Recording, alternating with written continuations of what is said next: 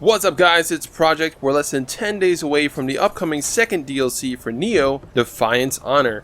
While I mentioned a while back I wasn't going to make any more Nioh videos outside of DLC or patch update videos until we get to DLC, I figured why not highlight my favorite endgame build for pretty much this period in time, the drought period, where do you farm for Amrita to level up, or do twilight missions for Umbrasight, or stack luck and farm for gear over level 200, all that jazz in preparation for the next DLC, and that build is Salamandra. So this is just an extended gameplay of my Salamandra build, which you can find at the end screen annotations in this video or the description below for the official build video for it.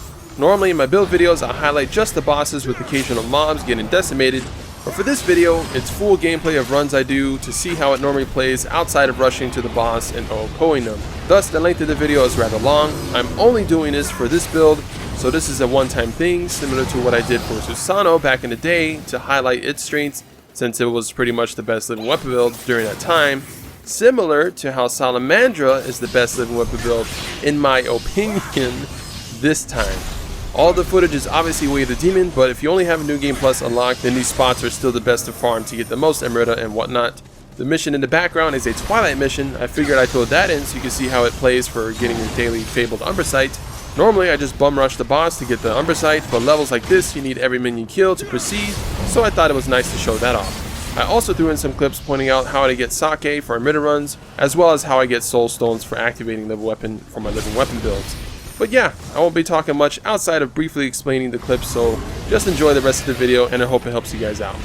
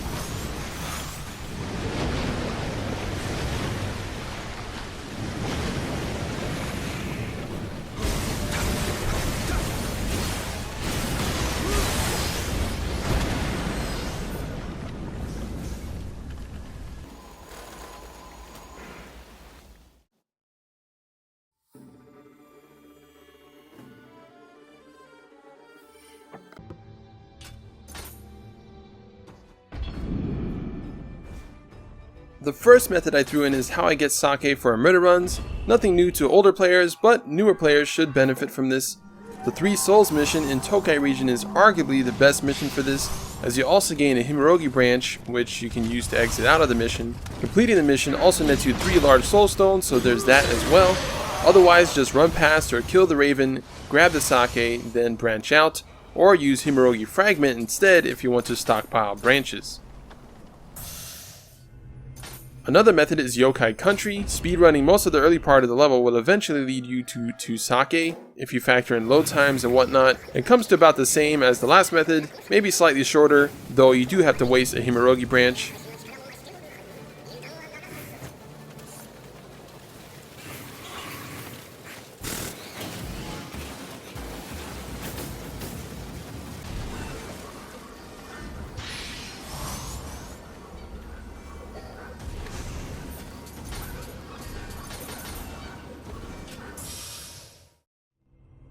And the last helpful clip is how I get soul stones for activating living weapon. The fastest and easiest method for me anyways is killing Maria in New Game, as you get 3 soul stones and sometimes a large soul stone on top of that. Each run takes about 30 seconds or so super nice method. I don't recommend Way of the Demon version as she's more dangerous, and it still awards the same amount of stones, so there's no point not doing the Way of the Samurai version.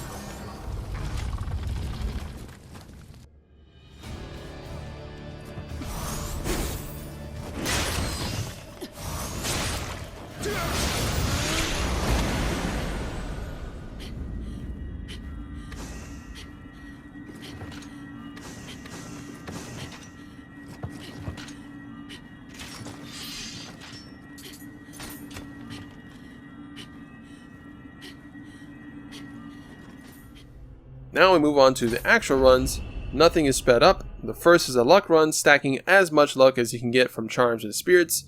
Become Thy Enemy is a fast and easy level for getting over level 200 gear, though it's still rare even if you stack high luck. I think I had over 500 luck here and I still didn't get much anything, but yeah, this is basically what you do. I kind of don't recommend wasting your time on this, however, if you plan to get the upcoming DLC, as we'll likely get higher gear much more easily, so it's a waste of time in my opinion. But I included it for those that may not get the DLC but still want higher than level 200 gear.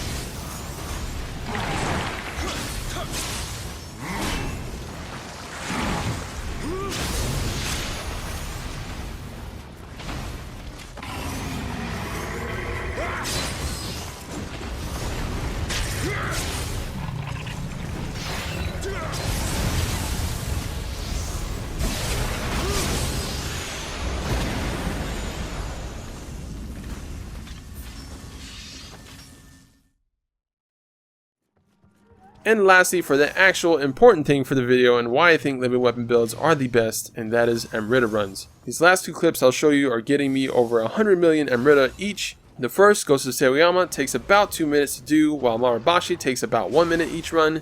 You want Amrita Urn using Level Weapon, 28 or higher % on both charms, and of course, Suzaku and Xiaorusha. And yeah, that's about it. I hope you guys enjoy the video. Again, only 10 days away from the next DLC on the 25th of July. I'll be doing a playthrough like I did for Dragon of the North, except with better audio. And the first episode won't be boring talking most of the video. Sorry about that. I'll skip straight to the action this time. So, I'll of course be using Tonfas out of the bat, so excited to see how that plays out.